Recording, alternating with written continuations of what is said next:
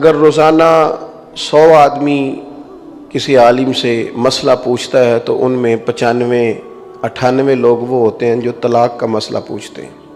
میں بڑی ذمہ داری سے عرض کرتا ہوں کہ اگر لوگوں کو یہ کنفرم ہو جائے نا طلاق خدا نخواستہ دینی پڑے تو دینی کس طرح سے ہے۔ اگر انہیں ہم نہ 15-20 دن پہلے شیروانی کا کہنا پڑتا ہے، پھر جا کے شیروانی تیار کرتا ہے درزی، اور 3-4 ماہ پہلے لوگ احتیاطاً بعض لوگ تاریخ بھی تھوڑی پہلے کی بتاتے ہیں کہ ذرا نا فرنیچر والا جلدی فرنیچر دے دے۔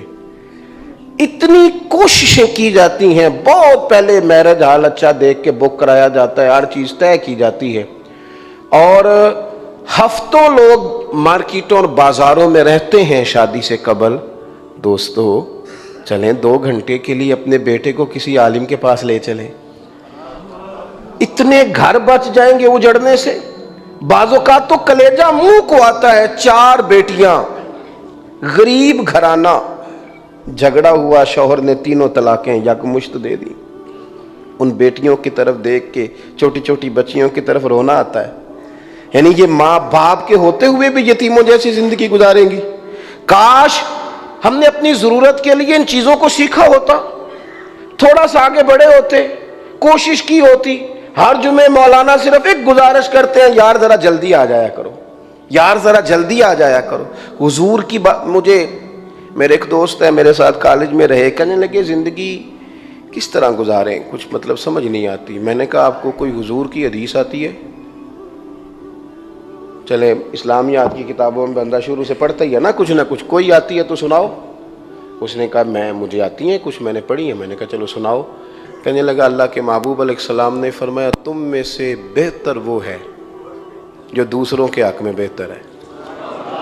تو میں نے کہا یہ حدیث پورا دستور ہے زندگی کا، آپ کو آتی ہے، آپ اس کے مطابق اپنے آپ کو ڈھالیں۔ چھوڑ دو کسی سے طلب کرنا کہ وہ آپ کا خیال رکھے، چھوڑ دو مانگنا کہ میرے حق ادا کیے جائیں۔ اس حدیث کو سامنے رکھو، خیال کوئی رکھے یہ طلب چھوڑ دو، تم سب کا خیال رکھنا شروع کر دو، جذبات کا، احساسات کا، لوگوں کا، اپنوں کا، بیگانوں کا، سسرال والوں کا، میکے والوں کا، بہن بھائیوں کا مطالبہ چھوڑ دو۔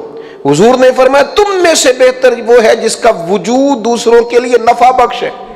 تم احساسات کا، حضرت عائشہ صدیقہ رضی اللہ تعالیٰ عنہ فرماتی ہیں قربان جاؤں کبھی کبھی یوں بھی ہوتا تھا کہ حد ہو جاتی تھی، کریم محبوب اتنا کرم فرماتے۔ ایک دن حضور فرمانے لگے عائشہ جب تم راضی ہوتی ہو نا مجھ سے تب بھی مجھے پتہ چل جاتا ہے، اور جب تمہارے دل میں کوئی بات ہوتی ہے تو پھر بھی پتہ چل جاتا ہے۔ سیدہ کہتی ہیں میں نے عرض کی حضور میں اور آپ سے ناراض؟ تو محبوب فرمانے لگے بتاؤں تمہیں؟ محبوب کریم علیہ السلام نے فرمایا عائشہ تم کبھی کبھی قسم اٹھاتی ہو، اور جب ہوتی ہو نا راضی تو کہتی ہو مجھے محمد مصطفیٰ کے رب کی قسم، اور جب تمہارے دل میں کوئی بات ہوتی ہے تو پھر کہتی ہو مجھے حضرت ابراہیم کے رب کی قسم، پھر تم جناب ابراہیم علیہ السلام کا نام لیتی ہو۔ سیدہ عائشہ صدیقہ کہتی ہیں میں کیفیت میں کھو گئی کہ محبوب تو لفظوں سے اندازہ کرتے ہیں کہ کوئی کیا سوچ رہا ہے، کوئی کہاں پہنچ گیا ہے۔ اتنا احساس ہم نے ساری زندگی مطالبہ کیا ہے۔ کبھی بہن بھائی میرا حق ادا نہیں کر رہے، کبھی دوست بڑے مجھے اچھے نہیں ملے، کبھی جناب فلاں، چھوڑ دیں بھائی، اس طرح تو انسان کمزور پڑ جاتا ہے۔ کوئی کیا کر رہا ہے کرتا رہے، اللہ کی بارگاہ میں جواب دہ ہے۔ ہم نے یہ دیکھنا ہے کہ ہماری جو ذمہ داریاں تھیں ہم نے ٹھیک ادا کی ہیں کہ نہیں کی، ہم نے ذمہ داریوں کو پورا کیا کہ نہیں کیا۔ حضور نے کہا عائشہ مجھے پتہ چل جاتا ہے، یہاں تک احساس ہے۔ جب ہم چیزوں کو سیکھیں گے تو اللہ ہمارے دل کو نرم کر دے گا۔ جب ہمارے اندر وہ شوق پیدا ہوگا کہ ہم نے حضور کے کوئی موٹیویشنل اسپیکر ہو، کوئی بڑے سے بڑا دانشور ہو، آپ کے ذہن کی اصلاح کی تو بات کر سکتا ہے، لیکن جو بات آپ کے دل کو سکون دے، روح کو تازہ کرے، طبیعت کو ٹھنڈا کر دے، وہ بات صرف مدینے والے مصطفیٰ کی ہے۔ سیدہ کہتی ہیں میں نے عرض کی حضور میرے لبوں سے نام ہی جاتا ہے، دل میں آپ ہر وقت موجود رہتے ہیں۔ تو دوستو سیکھیں، شوق پیدا کریں۔ اعلیٰ حضرت بریلوی رحمۃ اللہ علیہ سے جب پوچھا گیا کہ حضور علم کے ذرائع کیا ہیں، تو آپ نے فرمایا ایک تو یہ ہے کہ باقاعدہ کورس پڑھا جائے جو مروجہ کورس ہے درسیات کا، درس نظامی کا، ایک یہ ہے کہ مطالعہ کیا جائے، اور ایک بہت بڑا ذریعہ اعلیٰ حضرت فرمانے لگے صحبت علماء ہے۔ تم علماء کے پاس بیٹھو تو ان کی بات غور سے سنو، اپنے اندر توجہ پیدا کرو، شوق پیدا کرو، تمہارا مزاج ہو۔ اور جو طلباء ہیں اگرچہ وہ اسکول کالج سے ہی وابستہ ہیں، ان کا ٹائم ہے پڑھائی کا، بہت ڈھیر سارے بچے فیل ہو گئے فرسٹ ایئر میں۔ آپ کو پتہ ہے وجہ کیا بنی ہے؟ وجہ موبائل ہے، اور موبائل کی جو مصروفیات ہے وہ اعصاب شکن ہے، لا یعنی بے معنی قسم کی مصروفیت ہے، وہ بندے کو ڈسٹرب کر دیتی ہے۔ تھوڑا سا نا کتاب کا شوق ہو، مطالعہ کا شوق ہو، دوران طالب علمی ہی پڑھا جا سکتا ہے جتنا زیادہ پڑھا جائے، اور تھوڑی تڑپ ہو، تھوڑی طلب ہو۔ ہمارے استاد فرمایا کرتے تھے کئی دفعہ نا شاگردوں کے سوالات، سامعین کے سوالات، اور سوال سیکھنے کے لیے ہو، امتحان لینے کے لیے نہ ہو۔ ہمارے ہاں زیادہ تر سوالات ہوتے ہیں کہ ذرا نا پہلیاں لوگ یاد کر لیتے ہیں، پہلیاں، پھر کہتے ہیں میرے سوال دا جواب کسے مولوی نو نہیں آیا، حالانکہ کوئی پہلی ہوتی ہے، کوئی علمی بات نہیں ہوتی، شوق ہو۔ فرمایا کرتے تھے طلباء کے سوالات کئی دفعہ بڑا مطالعہ کی طرف لے جاتے ہیں، انسان آگے بڑھتا ہے، طلب ہو نا، جب شوق ہو۔ دیکھو یہاں آپ کے ہاں بڑے محقق عالم موجود ہو نا، لیکن میں چونکہ 4 گھنٹے کا سفر کر کے آیا ہوں اور یہاں رہتا نہیں ہوں، دور سے آیا ہوں، تو ایک ذہن ہوتا ہے کہ یار ایک بندہ دور سے آیا ہے تو ذرا اس کی بات کو سنا جائے، ایک توجہ ہوتی ہے۔ یہاں آپ کہیں چل کے جاتے ہیں نا 2-4 گھنٹے کا سفر کر کے، تو طبیعت ہوتی ہے کہ یار میں اتنا کچھ کر کے آیا ہوں تو مجھے ذرا سیکھنا چاہیے۔ یہ جو شوق ہوتا ہے نا، شوق، طبیعت میں طلب۔ حضرت غوث اعظم رضی اللہ تعالیٰ عنہ کی خدمت میں ایک شخص نے عرض کی حضور میں نے نفلی حج کے لیے جانا ہے، میری تیاری ہے۔ اس کے لہجہ اس طرح کا تھا، بتانے کا انداز اس طرح کا تھا کہ حضرت نے مشورہ دیا، فرمایا 1 سال ٹھہر جا، ذرا ٹھہر جا۔ اگلا سال آیا تو وہ رو پڑا، آنکھوں میں آنسو آ گئے، قافلے جا رہے تھے۔ فرمانے لگے اب تیری طلب ٹھیک ہو گئی ہے، اب تو جائے گا نا تو انشاءاللہ قبولیت والا حج کر کے آئے گا۔ اب تیرا شوق اس طرح کا ہے کہ تیرے سجدے خوبصورت ہوں گے، تیری عبادات وہاں عمدہ ہوں۔ جب شوق ہوتا ہے نا، حضرت شاہ بقی الدین ابن مخلد کہتے ہیں کہ میں اچھے گھر سے تھا، استاد صاحب کے پاس پڑھتا تھا، شوق بڑا تھا، بڑا شوق۔ بعض طلباء ایسے ہوتے ہیں پڑھنے والے، ان میں طلب ہوتی ہے۔ بعض سامعین سننے والے اس طرح کے ہوتے ہیں کہ وہ کہتے ہیں جناب آپ نے جو پچھلی دفعہ کی تھی تقریر میں ساری سنا سکتا ہوں۔ شوق ہوتا ہے، ذوق ہوتا ہے، طلب ہوتی ہے، کشکول سیدھے ہوتے ہیں، اس میں خیرات جلدی جاتی ہے۔ کہتے ہیں میں بڑے شوق سے پڑھتا تھا تو میرے استاد صاحب مجھے کہنے لگے تیرا ظرف بہت بڑا ہے، میرے پاس تو نے پڑھ لیا ہے، اب تو نا بغداد چلا جا امام احمد بن حنبل کی خدمت میں۔ کہتے ہیں میں کشتی پہ سوار ہوا جا رہا تھا، راستے میں طوفان آ گیا، کشتی ٹوٹ گئی، ایک تختہ میرے ہاتھ لگا، جان بڑی مشکل سے بچی، ایک جزیرے پہ جا کے پناہ لی، مہینہ بھر پتے کھا کے گزارا کیا، لیکن میرا سفر کا ارادہ ملتوی نہیں ہوا نا۔ تینوں لب دیاں آپ گواچے، سانو اپنی خبر نہ کوئی، ساتھوں تے پارے نہیں ککھ گلیاں دے، سانو تے آکھ دے لوگ شدائی، اسا ننگ نموس دا ساڑ کے چولا تے گل پہنے تاج گدائی، سجنا اپنا آپ گوایا ہے تاں یار نے چاتی پائی۔ فرماتے میں طلب نہیں ختم ہوئی، اللہ نے موقع دیا، کشتی ملی، کسی نے دعوت دی، کوئی جہاز جا رہا تھا اس پہ بیٹھا، بغداد پہنچا۔ جب میں بغداد پہنچا تو حالات بدل چکے تھے، امام صاحب کا ادارہ تو بند ہو گیا، بادشاہ مخالف ہو گیا۔ یہ تو سیدنا عبداللہ ابن عمر سے چل رہی ہے نا بات کہ وقت کے حکمران صرف اس لیے شہید کرا دیتے کہ حکمران میں ہوں اور قوم ساری اس کے پیچھے جا رہی ہے، تو وہاں سے بات چلی آ رہی۔ فرماتے ہیں ادارہ بند ہے، امام صاحب کا گھر سب جیل بنا دیا گیا ہے، گھر میں بند ہے۔ میرا شوق پھر بھی کم نہیں ہوا. کرفیو نافذ ہے. میں نے لوگوں سے کہا امام صاحب تک کیسے پہنچا جا سکتا ہے؟ کوئی بندہ ایڈریس بتانے کو تیار نہیں. حضرت شاہ صاحب کہتے ہیں میں ایک شخص کی منت کی، میں نے کہا بڑی دور سے آیا ہوں، بڑی دیر سے پہنچا ہوں، بنا زیارت ملاقات لوٹ نہیں سکتا. وہ کہنے لگا گلی تک لے جاؤں گا پر انگلی کا اشارہ نہیں کروں گا. حالات جو ہوتے ہیں نا، وہ تیری آنکھ ہو یا سنگ ملامت کی چبھن، کون پہنچا ہے میرے درد کی گہرائی تک. دور شہرت نے تو یاروں نے کیا یاد بہت، پر ساتھ آیا نہ کوئی کوچے رسوائی تک. اور میاں صاحب کہنے لگے ساری عمر ہی آٹا گدہ ہے، لکھاں کیتے نہیں پیڑے، پر وقت آیا ہی تے محمد بخشا کوئی نہیں ہو بیٹھا نیڑے. حالات سخت ہیں. کہنے لگا انگلی کا اشارہ نہیں کروں گا، آنکھ کا کروں گا. فرمایا قبول ہے. کہتے ہیں انہوں نے نا اس گلی میں لے گئے امام صاحب کی اور اشارہ کر کے کہا کہ وہ گھر ہے. اب میں نے پہنچنا کیسے؟ کبھی میں نے سوچا کہ پھل بیچنے والا نہ بن جاؤں، دروازے پہ تو پولیس کھڑی ہے. کبھی سوچا جھاڑو دینے والا نہ بن جاؤں. پھر خیال آیا نہیں، میں اس طرح کرتا ہوں بھیک مانگنے والا بن جاتا ہوں.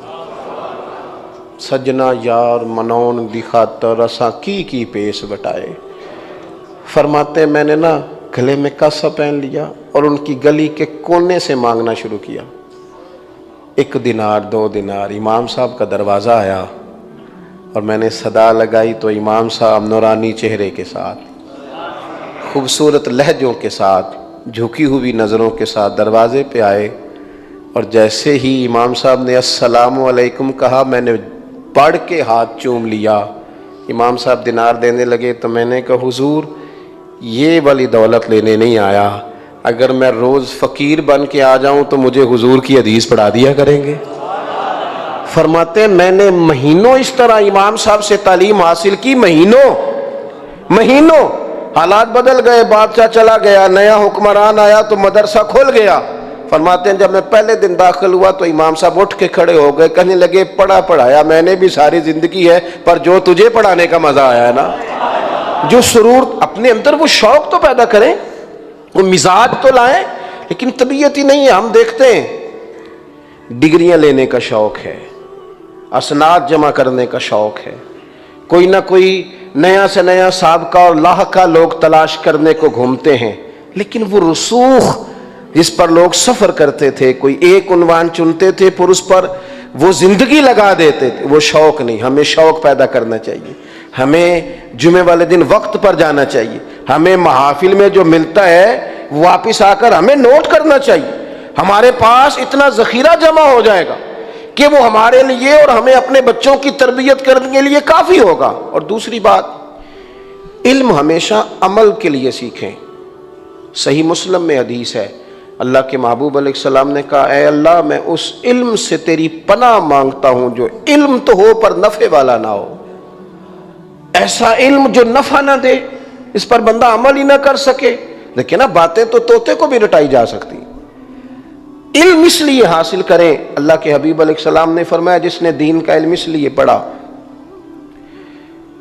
کہ وہ علماء سے بحث کرے گا یا جاہلوں پہ روب جمائے گا یا اس سے دنیا داری جمع کرے گا، فرمایا ایسے بندے کو تو اللہ جنت کی خوشبو بھی عطا نہیں کرے گا. علم سیکھیں پھر اس پر عمل کریں. مزاج ہو عمل کرنے کا، طبیعت ہو، یعنی جو سیکھیں اسے عملی زندگی میں نافذ کرنے کی کوشش کریں. ہمارے بہت سارے بزرگ ایسے تھے جن کا عمل دیکھ کر لوگ پوچھتے تھے کہ جناب یہ جو آپ نے کام کیا، تو پھر وہ کتاب کا نام بتاتے تھے. پھر وہ حضرت امام جعفر صادق رضی اللہ تعالیٰ عنہ سے کسی نے کہا میں دین کی تبلیغ کرنا چاہتا ہوں، کوئی طریقہ بتائیں. آپ کی توجہ ہے میری بات پر؟ میں دین کی، آج کل مبلغ صرف مسجدوں میں نہیں ملتے، محفلوں میں نہیں ملتے، ہر چوک میں مبلغ. جس کی جیب میں سوشل میڈیا ہے وہ بہترین نصیحت، زبردست مبلغ، بحث ہوتی ہے. خدا جانے کہاں کہاں پہنچ گئے لوگ. کہا حضور میں نے تبلیغ کرنی ہے، کوئی طریقہ بتائے. تو امام جعفر صادق فرمانے لگے تبلیغ کرنے کا بہترین طریقہ یہ ہے کہ تو دین پر عمل کرنا شروع کر دے. جو عمل سے خوشبو پھیلتی ہے نا، عمل سے، جو آپ عمل کرتے ہیں وہ آپ کا اصل ہوتا ہے، جو آپ عمل کرتے ہیں اس میں آپ کے بچے رنگے جاتے ہیں۔ قریب والوں کو وہ والا فیض ملتا ہے جو آپ کے عمل سے ضیاء پھوٹتی ہے۔ عملی زندگی۔ حضرت امام مالک، موتا امام مالک لکھا بڑے خوش تھے، بڑے راضی تھے، بڑے خوش تھے۔ تو لوگوں نے کہا حضور اتنی خوبصورت کتاب، اتنی خوبصورت احادیث جمع کر لیں تو آپ اس لیے بڑے خوش ہیں؟ تو یہ دیکھو یہ ہمارے اکابرین ہیں۔ فرمانے لگے صرف اس لیے نہیں خوش کہ میں نے کتاب لکھی ہے، اس لیے خوش ہوں کہ جتنی حدیثیں میں نے کتاب میں لکھی ہیں نا، اللہ کا فضل ہے میرا سب پر عمل بھی موجود ہے، میرا اس پر عمل موجود ہے۔ عمل جب انسان عملی زندگی گزارتا ہے نا، عملی۔ ہمارے حاجی صادق صاحب رحمۃ اللہ علیہ عید کے دوسرے دن اپنے پیر خانے جایا کرتے تھے فیصل آباد، حضرت محدث اعظم کے ہاں۔ ان کے ساتھی کہتے ہیں حضرت زور کی نماز گھر میں پڑھی، ٹکٹ لے لیا شیخو پورا کا۔ تو اب ایک دو صاحب نے پوچھ لیا کہ حضرت ہم نے تو فیصل آباد جانا تھا، تو کہتے ہیں وہ تسبیح پھیر رہے تھے تو جلال ذرا رہتا تھا اور انہوں نے دیکھا ہی تو سارے چپ کر گئے۔ شیخو پورا اترے، عصر کی نماز پڑھی، پھر اگلا ٹکٹ لیا بس کا تو شاہ کوٹ کا، وہاں اترے تو مغرب کی نماز پڑھی، اور پھر تیسرا ٹکٹ فیصل آباد کا لے کے کہنے لگے کوئی مجبوری نہیں تھی، صرف حاضری تھی، آرام سے بھی جاتے تو پہنچ جاتے، لیکن اگر اکٹھا میں وہاں کا ٹکٹ لیتا پتہ نہیں بس والا کھڑا کرتا کہ نہ کرتا، دو نمازیں رہ جاتی، دو نمازیں رہ جاتی، دو نمازیں۔ ایک صاحب نے گاڑی لی، حضرت کی خدمت میں آئے تو کہا آپ نے گاڑی لے لیا، بڑی مبارک ہو۔ تو فرمانے لگے پتہ ہے اپنی گاڑی کا سب سے بڑا فائدہ کیا ہے؟ حضور کیا ہے؟ فرمانے لگے بندے کی نماز قضا نہیں ہوتی، جہاں وقت ہوا وہیں اس نے بریک لگائی اور نماز پڑھ لی۔ لیکن ہم نے سہولیات کو کس لیے رکھا ہوا ہے؟ تو عملی زندگی میں ویسے بھی نا انسان کہے کچھ اور کرے کچھ تو وہ دو کشتیوں کا مسافر ہو جاتا ہے۔ اسے محسوس ہوتا ہے کہ یار بھلا میں کیا ہوں؟ اگر وہ جو کہہ رہا ہے وہی اس کی عملی زندگی بھی ہے، اس کے لیے نا زندگی سکون والی ہو جاتی ہے۔ تیسری اور آخری بات یہ ہے کہ اخلاص اتنا ضروری ہے، مخلص ہونا اتنا ضروری ہے۔ خامد سارے خرچے پورے کرے اور ساری چیزیں لا کے دے، اور جب بیوی کہے میکے بھی لے کے جائے، لیکن اگر اسے پتہ چل جائے نا میرے ساتھ مخلص نہیں، تو وہ گھر چل سکتا؟ خامد سارا کچھ برداشت کر لیتا ہے، ہوٹل سے بھی روٹی کھا لیتا ہے، کپڑے بھی کہیں سے دھلا لیتا ہے، لیکن خدا نہ خواستہ اسے پتہ چلے کہ معاملہ کوئی اور بھی ہے، تو وہ گھر چل سکتا؟ اخلاص نہ ہو تو گھر نہیں چلتا، تو دین پورا کیسے چلے گا؟ مخلص لوگ جو ہوتے ہیں نا، مخلص، وہ بڑی آسودہ زندگی گزارتے ہیں۔ یہ جو ریاکاری ہوتی ہے نا، ریاکاری، دکھاوا، یہ بنیادی طور پر اداکاری ہوتی ہے۔ اداکاری بندہ کتنی کیوں کرتا ہے؟ تھک جاتا ہے، کیونکہ وہ بن رہا ہوتا ہے جو وہ ہوتا۔ دیکھیں نا، کوئی شخص جبرن اسے کپڑے پہنا دیے جائیں نا جو اس کی طبیعت سے میچ نہیں کرتے۔ میرے ابا جی ایک شادی سے واپس آئے تو جلدی سے نا انہوں نے ویسٹ کوٹ اتاری اور جرابیں اتاری اور بڑے وہ نا، تو میں نے کہا طبیعت تو ٹھیک ہے؟ کہنے لگے یار یہ جو کپڑے زبردستی تم نے مجھے پہنائے ہیں انہوں نے مجھے تھکا دیا ہے، سفر نے نہیں تھکایا، یہ جو بھن سنور کے بیٹھنا ہے۔ لیکن جو روٹین میں انسان کسی چیز سے اٹیچ ہو جاتا ہے نا، مخلص ہو جاتا ہے، دکھاوا نہ کریں، بتلائیں نہ، بڑا اذیت ناک سا مسئلہ ہے۔ آپ یقین کریں یہ معاونین ہیں مدارس کے، مساجد کے، ان کو راضی کرنا ایک بہت بڑا مشکل معاملہ ہو جاتا ہے۔ یعنی وہ اتنا خوبصورت کام کرایا، اتنی سونی ٹائلیں لگوائی ہیں اور آخری ٹائل پہ اپنا نام لکھ دیا ہے۔ کیا ضرورت ہے ان چیزوں کی؟ ان تکلفات کی کیا ضرورت ہے؟ جو صاحب اس سے پہلے اتنا کام کرا گئے ان کا نام کہاں لکھا جائے؟ زندگی میں اخلاص ہو، انسان جو کام کرے وہ اللہ کی رضا کے لیے کرے، وہ رسول کائنات صلی اللہ تعالیٰ علیہ وسلم کی خوشنودی کے لیے کرے۔ اپنی زندگی میں دکھلاوا چھوڑ دیں۔ اللہ کے حضور حاضر ہونا ہے، اور بندوں کو ویسے بھی راضی نہیں کیا جا سکتا، اس لیے کہ دنیا داروں کی ترجیحات تو روز بدلتی ہیں۔ آپ ایک کوالٹی پیدا کرتے ہیں تو نئی ترجیح آ جاتی ہے. ہر آدمی آپ کو اپنے زاویہ نگاہ سے دیکھنا چاہتا ہے اور اپنے نقطہ نظر کے مطابق رکھنا چاہتا ہے. مخلص ہو جائیں، مخلص، اخلاص والی زندگی گزاریں. حضرت معاذ ابن جبل رضی اللہ تعالیٰ عنہ جا رہے ہیں، حضور نے یمن کا گورنر بنایا، بہت ساری نصیحتیں کریم نے فرمائیں. حضرت معاذ عرض کرنے لگے حضور مجھے کوئی خاص نصیحت بھی فرما دیں. تو محبوب فرمانے لگے اخلاص کے ساتھ عمل کرنا، تمہارا تھوڑا عمل بھی تمہیں کفایت کر جائے گا، تھوڑا عمل بھی فائدہ مند ہو جائے گا، لیکن مخلص رہنا، مخلص، اخلاص والی زندگی گزاریں. دیکھو امت مسلمہ میں بہت سارے لوگ ہیں، اللہ کا فضل ہے، بڑے بڑے مخلصین ہیں، لیکن ہوتا یہ ہے کہ جب قومی سطح پر، عالمی سطح پر امت مسلمہ کے درپیش مسائل پر گفتگو شروع ہوتی ہے تو لوگ علاقائی تقسیم کا شکار ہو جاتے ہیں. کہیں نہ کہیں آ کر ملکوں کی، بادشاہوں کی، سرحدوں کی جنگ ایسی شروع ہوتی ہے کہ وہ کہیں نہ کہیں ذات کا جھگڑا بیچ میں آ ہی جاتا ہے. میں نے دیکھا ہے بڑے بڑے بہترین مدارس چل رہے ہیں، بڑا عمدہ سلسلہ چل رہا ہے. ایسا نہیں ہے کہ لوگ غلط ہیں، بس ہمارے مزاج کے نہیں. ایک شخص ہے جس نے جو ذریعہ بنا ہے، سبب بنا ہے، اتنا بڑا ادارہ قائم ہو گیا، اتنی ساری چیزیں بہتر ہو گئیں، لیکن وہ صدر صاحب کی طبیعت پہ پورا نہیں اترا. انہوں نے کیا کیا ہے، انہوں نے وہ سارا کچھ ٹوٹ جانا تو برداشت کیا ہے، لیکن تھوڑی دیر کمپرومائز کرنا برداشت. اگر ہم مخلص ہو جائیں نا تو کئی دفعہ کوئی ہماری طبیعت کا نہ بھی ہو تو پھر ہم محبتیں نہیں دیکھیں گے، قابلیتیں دیکھیں گے. پھر ہم یہ دیکھیں گے کام ہو رہا ہے نا، کو ضروری ہے کہ ہر آدمی میرے مزاج کا ہو. جب اخلاص ہوتا ہے، جب خوبصورتی ہوتی ہے، پھر میرٹ ہوتا ہے، پھر آسانی ہوتی ہے. اللہ کے پیارے محبوب صلی اللہ تعالی علیہ وسلم نے جن لوگوں کی تربیت فرمائی تھی نا، وہ بڑے مخلص ہو گئے تھے. جس کا جائز حق ہوتا ہے نا ہمارے بھائی کا، اس کا حق دینے میں بھی لوگ بڑا تردد کرتے ہیں، لیکن جب حضور نے مہاجرین اور انصار کو بھائی بھائی بنایا نا تو وہ اتنے مخلص بھائی بن گئے تھے، اتنے مخلص کہ انہوں نے رسیاں رکھ کے اپنی جائیدادیں بانٹ کے اپنے بھائیوں کو دے دی تھی. زندگی میں خلوص، آپ تھوڑے لوگوں سے تعلق رکھ لیں، آپ چند ایک لوگوں سے نبھا کر لیں، لیکن زندگی اخلاص والی گزاریں، مخلص ہو جائیں. حضرت خواجہ نظام الدین صاحب محبوب الہی رحمۃ اللہ علیہ کی خدمت میں ایک شخص نے آ کے عرض کی حضور مجھے آپ کی طرف رجوع کرنا ہے، اپنے شیخ کو چھوڑنا ہے. تو حضرت فرمانے لگے کوئی شرعی قباحت ہے؟ کہا حضور نہیں ایسا تو کچھ نہیں. فرمایا کیوں چھوڑنا ہے؟ عرض کی حضور بس وہ.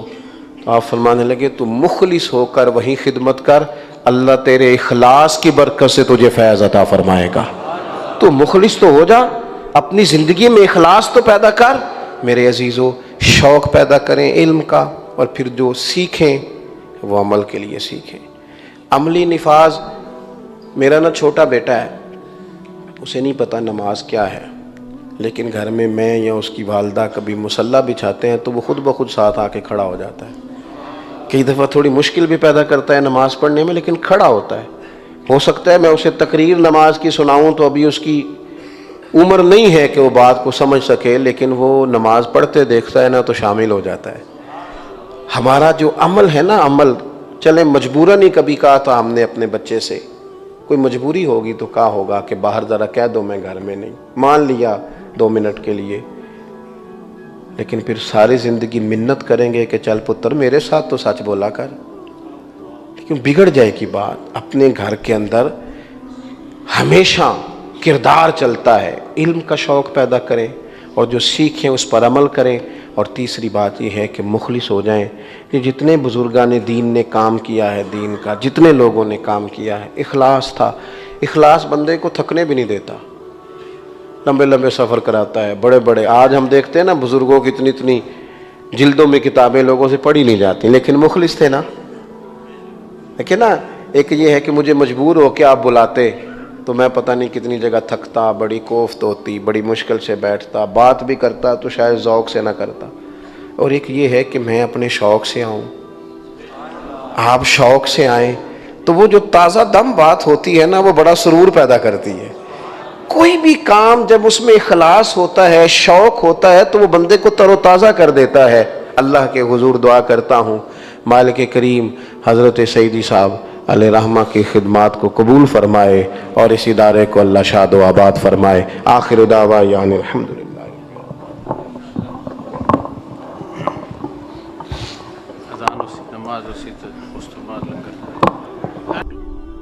اللہ تعالیٰ نے قرآن مجید میں ارشاد فرمایا ہے کہ وَإِلَٰهُكُمْ إِلَٰهٌ وَاحِدٌ، فرمایا تمہارا معبود ایک ہی معبود ہے. لا الہ الا، اس کے سوا کوئی عبادت کے لائق نہیں ہے. والرحمن الرحیم، وہ بڑا مہربان ہے اور نہایت رحم کرنے والا ہے. ہم عقیدہ توحید کے ماننے والے ہیں. عقیدہ توحید کا معنی ہے کہ اللہ وحدہ لا شریک ہے، اس کی ذات اور اس کی صفات میں کوئی اس کا شریک نہیں ہے. انسان سے تقاضائے بشری کے تحت جو غلطیاں، کمزوریاں، گناہ ہو جائیں گے اللہ اپنے فضل سے معاف فرمائے گا. شرک معاف نہیں کیا جائے گا، اس لیے کہ اللہ وحدہ لا شریک ہے. کبھی بھی کسی بھی طرح وہ شرک کو قبول نہیں کرتا. عزیز دوستو، جس طرح شرک اکبر ہے نا کہ اللہ کے ساتھ کسی کو عبادت کرنا، اسی طرح ایک شرک اصغر بھی ہے. وہ ہے تصنع کرنا، بناوٹ کرنا، ریاکاری کرنا، دکھلاوا کرنا. اس کو بھی شرک اصغر کہا گیا. اللہ چونکہ وحدہ لا شریک ہے تو اخلاص کو پسند کرتا ہے. فقط اس چیز کو قبول کرتا ہے جو خالص اللہ تعالیٰ کی رضا کے لیے کی جائے. ساری زندگی انسان کسی چیز کو دین سمجھ کر کرے لیکن اس میں تصنع پیدا کر لے، ریاکاری اور دکھلاوا پیدا کر لے، اللہ کی بارگاہ میں وہ قابل قبول نہیں. تھوڑا کام کیا جائے لیکن فقط اللہ کی رضا کے لیے کیا جائے. آپ دیکھیں کہ اگر امام غزالی ایک بڑی خوبصورت مثال لکھتے ہیں، وہ فرماتے ہیں کہ ایک ریاکاری کی مثال یوں سمجھو، ریاکاری پر سزا ملنے کا معنی یوں سمجھو کہ ایک پہرے دار سے ایک بادشاہ بڑا راضی تھا کہ یہ تو رات بھی ساری کھڑا رہتا ہے اور میری حفاظت کے لیے تلوار اس نے تانی ہوتی ہے. بادشاہ بڑا اس سے خوش تھا، انعام و اکرام دینا چاہتا تھا اور دیتا بھی تھا. لیکن اچانک بادشاہ کو اگر یہ خبر ملے کہ یہ جو پہرے دار رات بھی ساری جاگتا رہتا ہے یہ میرے لیے نہیں جاگتا بلکہ معاذ اللہ اس کی تو کسی کنیز پر نظر ہے، اس لیے اس نے رات کی ڈیوٹی طلب کی، تو فرماتے ہیں اب بتاؤ بادشاہ اسے کیا سزا دے گا. اس نے کتنا اعتماد کیا، کتنا اس نے اس کے ساتھ محبت کی، کتنا اس سے پیار کیا، اور وہ کیا نکلا. ہمارا بھی یہ معاملہ ہوتا ہے کہ ہم اگر کسی شخص پر بڑا اعتماد کرتے ہیں، اس سے بڑی محبت کرتے ہیں، لیکن اگر ہمارا اعتماد ٹوٹتا ہے ہمیں تکلیف ہوتی ہے. نبی پاک علیہ الصلوۃ والسلام نے فرمایا سب سے بڑی زیادتی یہ ہے تمہارا اپنے بھائی کے ساتھ ظلم، یہ ہے کہ تم اس کے ساتھ کسی معاملے میں جھوٹ بول رہے ہو اور وہ تمہیں سچا سمجھ رہا ہو. یہ بڑا جھوٹ ہے تمہارا. مخلص زندگی جو ہوتی ہے نا، اخلاص والی، وہ قابل قبول ہوتی. اپنی زندگی سے ہر قسم کی تصنع کو ہٹائیں، ہر قسم کی بناوٹ کو ہٹائیں، ہر قسم کی جو ظاہری زیب و زینت ہے، جو ملمہ سازی ہے، اس کو دور کریں. دینی کام بھی اگر اللہ کی رضا کے لیے نہ کیا جائے تو وہ دنیا بن جاتا ہے، اور اگر بظاہر وہ کام دنیا کا ہو لیکن کیا رب رسول کی رضا کے لیے جائے، اللہ رسول کی رضا کے لیے. دیکھیں نا، ایک آدمی تجارت کر رہا ہے، بظاہر تو وہ کاروبار کر رہا ہے، پیسے کما رہا ہے، بظاہر تو وہ کام کر رہا ہے جس کو عام مفہوم میں لوگ دنیا داری کرنا کہتے ہیں، لیکن حضور علیہ السلام نے فرمایا جو سچا تاجر ہوگا نا، سچا تاجر، اللہ قیامت کے دن اسے نبیوں کے ساتھ جگہ عطا فرمائے گا۔ وہ تجارت کر رہا ہے پر کر سچائی کے ساتھ رہا ہے، لوگوں کو صحیح چیز دے رہا ہے، تو اللہ تعالیٰ اسے کوئی اور رستہ نہیں ہے عورتوں کے گزرنے کی، جبھی کوئی اور ادھر انتظام کیا نا، اس لیے بڑا کر کے سارے دوستان کہہ رہے پیچھے چلے لیڈیز ادھر آؤ جاؤ، تو یہاں سے تو راستہ رکھا نکلنا پڑتا ہے، عورتیں ادھر بیٹھ رہی ہیں، ہاں تو ادھر سے رہی ہے نا، وہ اس گلی سے آ رہے ہیں۔ اللہ آپ کو سلامت رکھے، خواتین کے لیے کوئی الگ بندوبست ہو جائے گزرنے کا تو وہ اچھی بات ہے، اللہ آپ کو سلامت رکھے۔ چلے میں جو بات عرض کر رہا تھا اس پر آپ کی توجہ دلاتا ہوں کہ جب انسان کا مزاج یہ ہو کہ وہ اللہ کی رضا کے لیے، اب کوئی آدمی رزق حلال کمانے کو نکلتا ہے، محنت مزدوری کے لیے جاتا ہے، تو لوگ تو یہی سمجھیں گے نا کہ دنیا داری کر رہا ہے۔ ایک شخص نبی پاک صلی اللہ تعالی علیہ وسلم کے سامنے سے گزرا، صحابہ بھی موجود تھے، تو جب وہ گزرا تو بعض لوگوں نے کہا دیکھو یہ کاش اللہ کے رستے میں جد و جہد کرتا، یہ تو دنیا داری کر رہا ہے۔ تو حضور نے فرمایا اگر اپنے بچوں کے لیے رزق حلال کمانے نکلا ہے پھر بھی اللہ کے رستے میں ہی ہے، اور اگر اس لیے نکلا ہوا ہے کہ کسی کے سامنے ہاتھ نہ پھیلانا پڑے تو پھر بھی یہ اللہ کے رستے میں ہی ہے۔ اور فرمایا اگر اس لیے نکلا ہے کہ اپنے بہن بھائی بال بچے ماں باپ دوست احباب کے ساتھ خیر کرے گا تو پھر بھی اللہ کے رستے، یعنی بظاہر وہ کام جنہیں لوگ دنیا کا کام سمجھتے ہیں اگر اس میں بھی رضا الہی شامل کر لی جائے تو وہ کام دین بن جاتا ہے، اور اگر جس کام کو لوگ دینی کام سمجھ کے کریں لیکن اس میں تصنع آ جائے، بناوٹ آ جائے، لوگوں کو ذرا پتہ چل جائے، ذرا میری بھی فوٹو آ جائے، ذرا میرا بھی نام ہو جائے، تو آپ نے دینی کام نہیں کیا یا آپ نے دنیا داری کی۔ تو اپنی زندگی میں اخلاص، میں اکثر دوستوں سے کہتا ہوں کہ میاں بیوی بھوک میں بھی گزارا کر لیتے ہیں، تھوڑی وسائل میں بھی زندگی گزر جاتی ہے، شرط یہ کہ ایک دوسرے کے ساتھ مخلص ہوں۔ لیکن اگر خاتون کو پتہ چلے کہ میرے ساتھ مخلص نہیں ہے اور خامند کو پتہ چلے کہ میرے ساتھ مخلص نہیں ہے تو وہ گھر نہیں چلتا۔ تو اگر اخلاص نہ ہو تو ایک گھر نہیں چلتا تو پورا دین کیسے چلے گا؟ اپنی زندگی میں اپنے مزاجوں میں اخلاص، بہت ساری ہماری پریشانیوں کا سبب ہمارا دکھاوا ہے، اور میں نے دیکھا ہے یہ جو دکھاوا کرنے والے ہیں بیچارے یہ بڑے ڈسٹرب لوگ ہیں، ذہنی طور پر شدید پریشان لوگ ہیں، دکھاوا کرنے والے بیچارے بڑی تکلیف میں ہیں کہ دیکھو یار میری فوٹو نہیں آئی، خود بتاتے ہیں اللہ کا شکر ہے جی میں فلانا کام بھی نیکی کا کرتا ہوں، بڑا کرم ہے جی فلاں خیر بھیا۔ آپ کو یہ کیوں بتانا پڑا، اتنی پریشانی کیوں لگ گئی آپ کو؟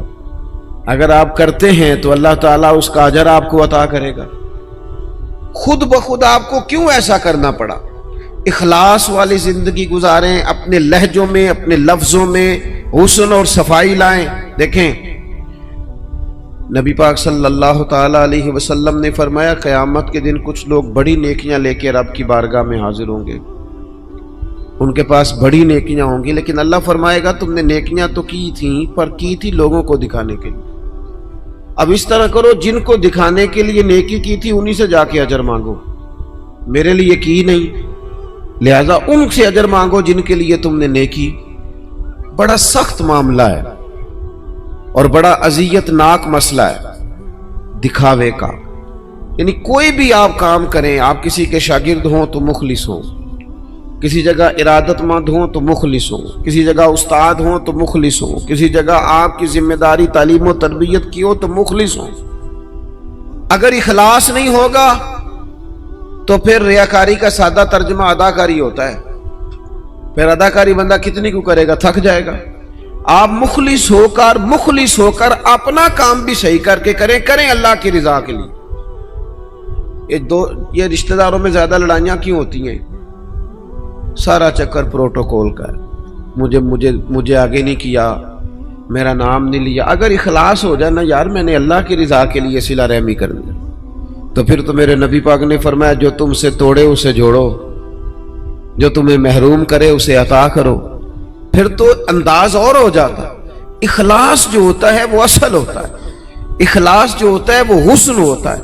اور نبی پاک علیہ السلام نے فرمایا مخلص ہو جاؤ، خالص ہو جاؤ اللہ کی رضا کے لیے، تمہارا تھوڑا عمل بھی تمہیں کفایت کر جائے گا، تھوڑا عمل بھی تمہارے لیے زیادہ ہو جائے گا۔ مخلص ہو جاؤ، تھوڑا عمل بھی فائدہ دے گا۔ لیکن اگر اخلاص نہیں تو پھر تو انسانی زندگی انتہائی کٹھن ہو جاتی ہے، وقت گزارنا مشکل ہو جاتا ہے۔ مخلص ہے نا جو بندہ، تو وہ سادہ بھی ہے، جو مخلص ہے وہ چھپا ہوا بھی ہے۔ اور حضور نے فرمایا اسے مبارک ہو جسے تھوڑے لوگ جانتے ہیں۔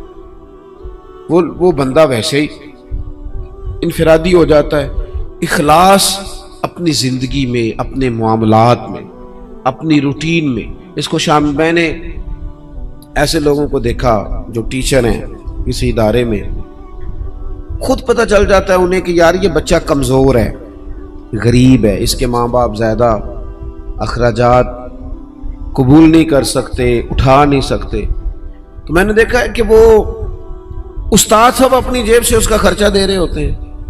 یہ اخلاص ہے۔ اگر مخلص ہو جائیں، منتظمین، معاونین، تو بہت سارے بچے جو تعلیم سے رہ جاتے ہیں وہ نہ رہیں، وہ پڑھ جائیں۔ ہم اگر مخلص ہو جائیں، اخلاص ہو جائے، تو ہم بہت سارے لوگ ایسے ہوتے ہیں جن کو ساتھ لے کے چل سکتے ہیں، ان کے کاروبار سیٹ کرنے میں مددگار ثابت ہو سکتے ہیں۔ لیکن وہ ہمارا تو خیال ہوتا ہے کہ کہیں ایسا نہ ہو کہ وہ بھی سیٹ ہو جائے تو میرے برابر نہ آ جائے۔ مخلص اگر ہو جائیں تو زندگی میں بڑے سارے لوگوں کا ہاتھ تھامیں گے، بڑے سارے لوگ ہوں گے جن کو لے کے چلیں گے۔ شرط اللہ کی رضا ہے، اللہ کی رضا شرط۔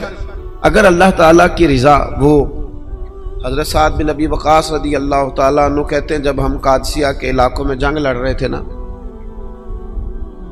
تو وہاں ایک شخص بڑا مہنگا مال غنیمت، بعض نے تو لکھا ہے کہ تاج سونے ہیرے لگے ہوئے تھے، بادشاہ کا تاج، وہ بندہ نہ ڈھونڈ کے لایا، مل نہیں رہا تھا، جنگ ہوئی تو ریتلا علاقہ تھا، تاج بادشاہ کے کہیں کھو گیا۔ تو ایک آدمی سادہ سا فوجی وہ تاج لے کے شام کو سپہ سالار کے خیمے میں داخل ہوا، تو ان سے جب پوچھا گیا، وہ تاج انہوں نے پیش کیا، چہرے پہ کپڑا ڈالا ہوا تھا، تو ان سے پوچھا گیا کہ آپ بڑے امیر آدمی ہیں جو آپ نے بڑی دیانتداری سے یہ تاج واپس کر دیا۔ کہنے لگے نہیں، گزر بسر مشکل سے۔ تو کہا پھر آپ نے اتنا مہنگا تاج ہاتھ آیا تھا واپس کیسے کر دیا؟ کہنے لگے میں نے اپنے رب کو راضی کرنا ہے، دیانتداری اللہ کی رضا کے لیے دکھائی۔ اب وہ واپس جانے لگے تو ان کو آواز دے کے پوچھا گیا نام ہی بتاتے جائیں، قبیلہ ہی بتاتے جائیں۔ یہاں تو آپ کو پتہ تصویریں بھی لگتی ہیں، اخبار بھی آتے ہیں، فیس بک بھی چلتی ہے، فلانے کو بھی پتہ چل جاتا ہے، بورڈ بھی لگتے ہیں، پھٹیاں بھی، یہاں تک کہ لوگ مسجد کی ٹائلوں پہ بھی نام لکھوا لیتے ہیں برائے صالح ثواب۔ وہ فرشتوں کو پتہ ہے کس کے لیے کیا ہے، پتہ ہے جس نے اجر دینے اسے، آپ کس حساب سے نام لکھوا رہے ہیں؟ پتہ ہے اللہ کو جس نے اجر دینا ہے اسے وہ جانتا ہے۔ تو ان کو آواز دے کے کہا گیا نام ہی بتا دے۔ تو وہ صحابی کہنے لگے جس رب و رسول کے لیے میں نے یہ کام کیا وہ میرا نام بھی جانتے ہیں، باپ کا نام بھی جانتے ہیں، قبیلہ بھی جانتے ہیں۔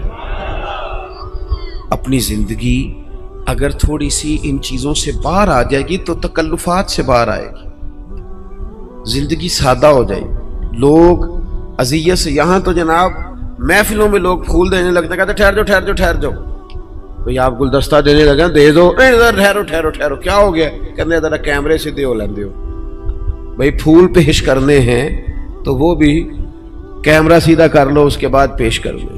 اور کیمروں کی دنیا اور کیمرے کی آنکھ، اسی میں زندہ رہنا ہے کیا؟ زندگی تو باہر ہے، زندگی تو وہ ہے جو حقیقت میں ہے۔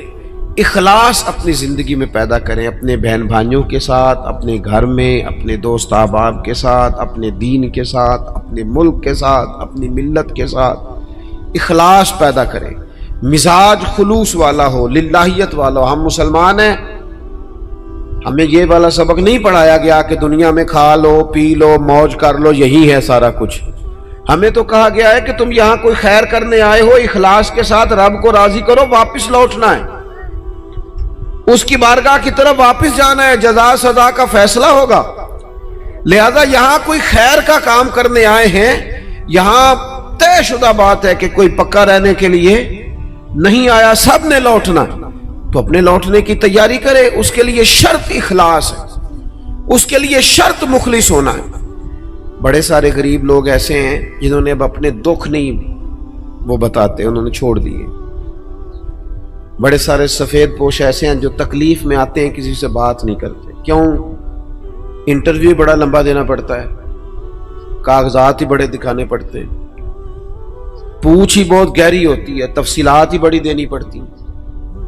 حالانکہ رب نے جب ہمیں دیا تھا تو اتنی تفصیلات نہیں جانی تھی، پوچھی تھی، حکم نہیں دیا تھا، وہ تو خیر جانتا ہے سارا کچھ، لیکن اس نے اتنے سوال جواب جو جس ذریعے سے ہمیں دیے وہ ذریعہ اتنے سوال و جوابوں والا نہیں تھا۔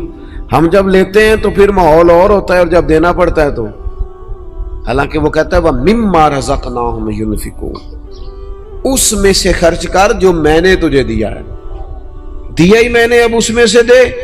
تو ہمارے ہاں جناب بڑی لمبی، اب تو لوگ بتاتے نہیں، کہتے ہیں چپ کرو، عزت نفس کا مسئلہ ہے، اگر بات کریں گے تو بات کھل جائے گی، بات آگے نکل جائے گی۔ لیکن جو دینے والے تھے، جو عطا کر، حضرت عبداللہ ابن عمر رضی اللہ تعالیٰ عنہ، ان کا نا ایک غلام زیادہ عبادت کرنے لگ گیا، اللہ اللہ زیادہ کرتا تھا، نفل زیادہ پڑھتا، ذکر اذکار زیادہ کرتا، عبادت زیادہ کرتا، تلاوت زیادہ کرتا، درود پاک زیادہ پڑھتا۔ تو جناب عبداللہ ابن عمر نے اسے آزاد کر دیا، فرمایا اللہ کی حضور حاضر ہونا چاہتا ہے، ہم کیوں اسے پابند کریں، اسے آزاد کرتے ہیں، اسے آزاد کر دیا۔ ایک اور غلام نے سوچا کہ یار یہ تو بڑی بات ہے، اس نے بھی اللہ اللہ شروع کر دیا، حضرت عبداللہ ابن عمر نے اسے بھی آزاد کر دیا۔ اب وہ غلاموں نے کام پکڑ لیا، نفل پڑھتے، آپ اسے آزاد کر دیتے۔ ایک دن آپ کے بیٹے کہنے لگے بابا جان یہ آپ کو دھوکہ دیتے ہیں، بعد میں پتہ نہیں پانچوں بھی پڑھتے ہیں کہ نہیں، آپ کے سامنے یہ نفل پڑھتے ہیں، بڑے سجدے کرتے ہیں، آپ آزاد کر دیتے ہیں، آزادی کے بعد پتہ نہیں کیا کرتے ہوں گے، دھوکہ دیتے ہیں۔ حضرت عبداللہ ابن عمر نے بڑی ہی اعلیٰ بات کر دی، رب کے بندوں کی یہی شان ہوتی ہے۔ فرمانے لگے یہ مجھے رب کے نام پہ دھوکہ دیتے ہیں، میں تیار ہوں دھوکہ کھانے کے لیے، اس نام پر میں دھوکہ کھانے کو، یہاں لوگ بڑے بڑے ناموں پہ دھوکے نہیں کھاتے، تیرا پلاٹ مہنگا بیچ دوں گا، لوگ دھوکہ کھا نہیں جاتے، تو جمع کرا تیرے 100 کے 250 ہو جائیں گے، کھاتے نہیں، دولت کے نام پہ تو دھوکے کھاتے ہیں نا، لوگ اقتدار کے نام پر بھی تو دھوکے کھاتے ہیں نا۔ تو کہا اگر اللہ کا نام لے کر یہ مجھے دھوکہ دینا چاہتے ہیں تو میں دھوکہ کھانے کو تیار ہوں۔ اخلاص پیدا کرے زندگی کے اندر، للہیت پیدا۔ آپ اتنے سارے لوگ آئے ہیں، اگر ہم 50-60 لوگ بھی کسی ایک علاقے میں مخلص ہو جائے نا، اور ہمارا ذہن بن جائے کہ ہم نے اخلاص کے ساتھ اس علاقے کی خدمت کرنی ہے، علاقے کے مسائل کو دیکھنا ہے، آپ تو ماشاءاللہ بہت زیادہ ہے، میں کہہ رہا ہوں 40-50 لوگ بھی ہوں تو وہ گلی سے گزر رہے ہوتے ہیں تو گاڑی جو ہے وہ کسی کھڈے میں لگتا ہے، ٹائر تو اس پہ تبصرہ ہوتا ہے، ساری حکومت کوئی کام نہیں کر دی، دیکھو کٹے کھڈے نے، حالانکہ وہ 10 منٹ کا کام ہے، گاڑی سائیڈ پہ کی جائے، ایک دھابڑا ایک کئی اسے پکڑا جائے اور کھڈے کو بند کر دیا جائے۔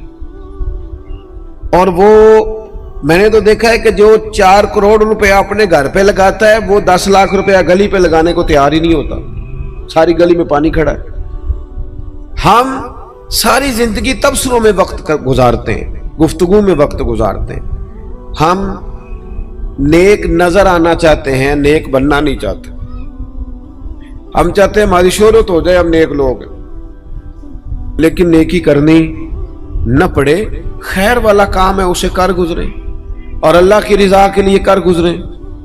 یہ مساجد کے باہر، مدارس کے باہر اکثر علماء کے نام لکھے ہوتے ہیں، بانی اور محتمم، چلو وہی ہوں گے، ہوتا بھی ہے ایسا، لیکن اس بندے کا بھی بڑا کردار ہوتا ہے جو اس میں ڈھیر سارا حصہ ملا جاتا ہے اور ساتھ یہ بھی کہہ جاتا ہے میرا نام نہ لے آ جائے، वो भी बड़ा बड़ा मुखलिस होता है, वो भी बड़ा बानी होता है, जो कह जाता है मेरा जिक्र करना सारा मेरे जिम्मे लगा दें आप, लंगर का खर्चा सारी महफिल का दे दूंगा, मेरा नाम ना लेना।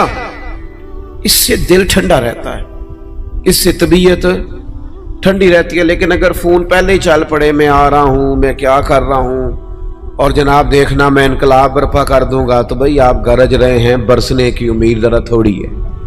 जो बरसते हैं उनको गरजने की जरूरत, वो तो काम करके गुजर जाते हैं। बात ज्यादा नहीं करनी, बस मैं खत्म करने लगा हूं, आपने तवज्जो करनी है। अपनी जिंदगी जब इखलास वाली होती है ना, तो मुखलिस, ये कैसे हो सकता है कि आप किसी के साथ मुखलिस ना हो और फिर आप दावा करें वो मुखलिस हो जाए? ये कैसे हो सकता है? आप पहले मुखलिस बने, फिर बाकी लोग भी आपके साथ मुखलिस हो जाएंगे। हम चाहते हैं सारी दुनिया मेरे साथ मुखलिस रहे। वो इमाम गजाली रहमतुल्लाह अलैह से पूछा एक शख्स ने कि मुखलिस दोस्त नहीं मिलता, तो फरमाने लगे चल तू ही मुखलिस हो जा, तू ही मुखलिस हो जा। हम ये चाहते हैं मेरे साथ सारे लोग सच बोले और मैं किसी के साथ भी सच, तो ये हो नहीं ना सकता। मुझे हर दुकान से सौदा खालस मिले और जो मैं बेच रहा हूं वो मैं खालस, तो भाई ऐसे होता नहीं ना, ये तो मुमकिन नहीं ना। तो अपनी जिंदगी में इखलास, इमाम अबू नुऐम कहते हैं कि एक 100 घर था पूरा मदीना शरीफ में, थोड़ी सी आबादी होती थी, 100 घर था जिसमें 2 वक्त खाना भी मिलता था, कपड़े भी बच्चों के, दीगर अखराजात भी, 100 घर को, और सालों मिलता रहा पर पता नहीं था कौन दे जाता है।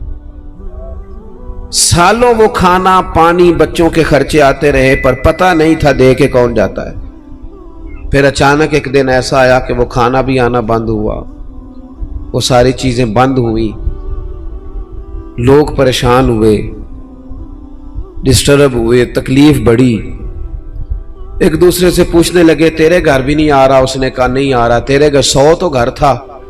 फिर कहा पता करो कब से नहीं आ रहा, तो पता चला 18 मुहर्रम से मेरे घर नहीं आया लंगर। 18 घर से, वो कहने लगा 18 मुहर्रम से मेरे घर भी नहीं आया। वो जब गरीबों ने तारीखें मिलाई 100 घरों ने, तो 18 मुहर्रम से ही लंगर बंद हुआ। पता करो 18 मुहर्रम को क्या हुआ, तो पता चला 18 मुहर्रम को इमाम ज़ैनुल आबिदीन का इंतकाल हुआ। 18 मुहर्रम को इमाम साहब का विसाल हुआ।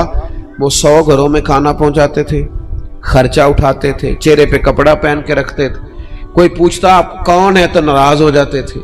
उन्होंने खिदमत की इखलास से, लेकिन फिर हालत ये हो गई कि लोग उनको जानते थे, याद करते थे, उनके लिए रोते थे। अपनी जिंदगी इखलास वाली करें, उसमें लिल्लाहियत पैदा करें। आप थोड़ा काम करें लेकिन रियाकारी से, तसन्नो से। मैं तो देखता हूँ, बड़ी मेहरबानी की बात सुने, क्या मसला हो गया, इत्मीनान से सारे दोस्त तशरीफ, अल्लाह आपको लंबी जिंदगी सेहत वाली दे।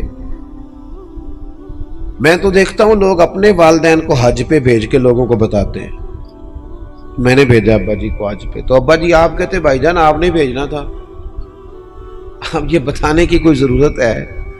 फलां के साथ मैंने नेकी की, भगी अगर आप इतने परेशान थे तो फिर न करते। ये चीजें आजमाइश में डाल देती हैं, अपने तकलीफ में आ जाते हैं। यार ये नाम ले रहा है। वो हमारे एक जगह ख़त्म शरीफ था, तो मैं एक जगह हाजिर हुआ इसाले सवाब की तकरीब में, तो वो कहने लगे ये आपने जब दुआ मांगनी है ना ख़त्म शरीफ पे, तो ये भी बताना है कि 50,000 रुपया हमने मस्जिद में दिया है, और ये इतना इतना कुछ जो है वो हमने और भी खिदमात की हैं, ये वालिद साहब के लिए ना ज़रा बोल दीजिएगा। तो मैंने उन्हें कहा ठीक है, दुआ मांग दी। मैंने कहा जो पढ़ा पढ़ाया है। वो बाद में मुझसे कहने लगे आपने बताया नहीं। मैं क्या किन्हू दसना सारे? कहने लगे वो जरा, मैंने कहा खुदा के बंदे अब्बा जी क्या दे गए आपको जिंदगी पूरी में? कहने लगे बड़ा कुछ। तो मैंने कहा उन्होंने भी मस्जिद ऐलान कराया था कि मैं बच्चों को जमीन दे के जा रहा हूँ, घर दे के जा रहा हूँ, दुकान ऐलान कराया था? कहने लगे नहीं। तो मैंने कहा तू 50,000 दे के ऐलान कराता फिरता, क्या मतलब चक्कर में पड़ गए? इससे तो कोफ्त पैदा होती है। अपनी ज़िंदगी इखलास वाली करनी है, उसमें लिल्लाहियत पैदा करनी है, और कोशिश करें कि अमल ज़रूर कोई ना कोई करें। 3 बातें मैंने आपसे करनी है आखिर में, और इन पर आपने अमल करना है। करेंगे इंशाअल्लाह ताला। एक तो कुछ नफल नमाज घर में पढ़ा करें, ये ज़रूरी है घर के माहौल को दुरुस्त रखने के लिए। 10 नफल, 8 नफल, 6 नफल, कुछ ना कुछ नफल नमाज घर में जरूर अदा करें। उससे घर में बरकत भी होगी। और हुजूर ने फरमाया अपने घर को कब्रिस्तान ना बनाओ, कुछ नमाज घर में भी पढ़ा करो। दूसरा, कुछ कुरान मजीद की तिलावत घर में जरूर करनी, ये अपना ज़ौक़ बनाए। बच्चों को बार बार कहने से ना कि कुरान पढ़ो तो वो कोई नहीं पढ़ते, आप खोल लें इंशाल्लाह वो भी पढ़ेंगे, आप पढ़ें वो भी पढ़ेंगे। और तीसरी बात ये कि घर में ना मेरे नबी पाक अलैहिस्सलाम का जिक्र जरूर करें, रोज हुजूर की सीरत की कोई बात सुना दे, कोई हदीस पाक सुना दे। कुछ ना हो सके तो बच्चों से कहें पुत्र को नाज शरीफ तो सुना थोड़ी सी, अपने बच्चों से। अपने घर में जिक्र रसूल का मिजाज बनाएं, अपनी तबीयत में हुजूर के तज़किरों को पैदा करें माहौल में। नतीजा क्या होगा? उसका नतीजा ये होगा कि हमारे घरों में राहत आएगी, घरों में सुकून होगा, घर के अंदर लिल्लाहियत पैदा होगी। घर के माहौल में आप देखेंगे कि एक अलग से खूबसूरती पैदा हो गई है। अपनी ज़िंदगी में बहुत सारा इखलास पैदा करें, बहुत सारी लिल्लाहियत। कोई भी खैर का काम करें तो तसन्नो से, बनावट से, रियाकारी से अपने आप को बचाएं। मेरे रसूल पाक सल्लल्लाहु अलैहि वसल्लम ने लोगों को खालिस कर दिया, इतना खालिस कर दिया, इतना खालिस कर दिया कि मक्के से जब हिजरत करके लोग मदीने आए तो मदीने वालों ने आधी जायदादें बांट के दे दी। सगे भाई को नहीं दी जा सकती। लोग लड़ाइयाँ करते हैं, कार्नर वाली जगह मेरी तो फलानी मेरी। उन्होंने क्यों दे दी? वो मुखलिस बड़े थे, उनमें लिल्लाही, और उन्हें दे के तकलीफ कोई नहीं हुई, उन्हें दे के राहत हुई, उन्हें सुकून मिला, उनके दिल ठंडे हुए। क्यों? कि वो मुखलिस थे। अल्लाह की बारगाह में दुआ करता हूँ, कुछ दिनों से तबीयत ठीक नहीं है, ख्याल था कि वादे किए हुए हैं तो ये सारे पूरे कर दिए जाएं, इसलिए कुछ बात आपसे हो गई। अल्लाह ताला आपको बहुत सा सिला अता करे और बंदोबस्त करने वालों, कोशिश करने वालों को अल्लाह बेहतर जज़ा अता करे। वमा अलैना इल्लल बलागुल मुबीन।